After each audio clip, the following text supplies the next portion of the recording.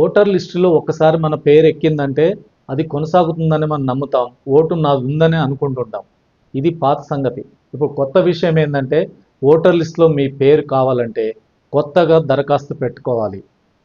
ఈ దరఖాస్తు దేశంలో ఉన్న 100 కోట్ల మంది ప్రజలు దరఖాస్తు పెట్టుకోవాల్సింది. పెట్టుకుంటేనే మీకు ఓటు వస్తుంది.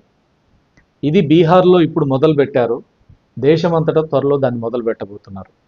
బీహార్లో స్పెషల్ ఇంటెన్సివ్ రివిజన్ పేరుతోటి ప్రతి ఓటర్ ఫామ్ నెంబర్ 6 పేరుతోటి కొత్త ఓటు కోసం దరఖాస్తు పెట్టుకోవాలి. ఈ దరఖాస్తుతో పాటు ఏం పెట్టుకుంటాం? కొత్త ఓటు కావాలంటే మన కరెంటు బిల్లో, వాటర్ బిల్లో, లేదంటే ఇంటి ట్యాక్స్, లేదంటే ఆధార్ కార్డు ఏదో ఒకటి పెడితే సరిపోతుంది. కానీ ఇప్పుడు బీహార్లో జరుగుతున్న ఇంటెన్సివ్ రివిజన్లో ఇవేవి పనికిరావు. మీ బర్త్ సర్టిఫికెట్ పెట్టండి, లేదంటే మీరు 2003 కంటే ముందే మీకు ఓటు ఉంటే ఆ ఓటుకు సంబంధించి జిరాక్స్ పెట్టండి.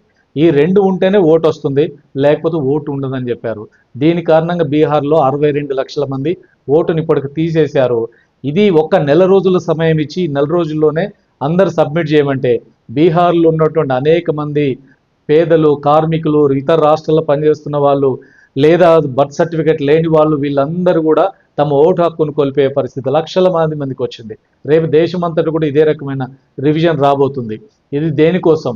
ఇంత తక్కువ సమయంలో ఈ రకమైన పద్ధతిలో బర్త్ సర్టిఫికెట్ ఉంటేనే బర్త్ సర్టిఫికెట్ ఎంతమంది దగ్గర ఉంటుంది?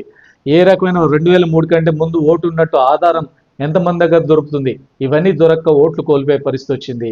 ఇది అక్కడ ఉన్నటువంటి పాలక పార్టీ ఎన్నికలో గెలవడానికి కోసం దీన్ని వాడుకుంటుంది. ఈ పేరుతోటి ఈరోజు కొత్త రాజకీయం జరుగుతుంది. ఇది ఎంత ప్రమాదకరమో ఒకసారి ఆలోచించండి.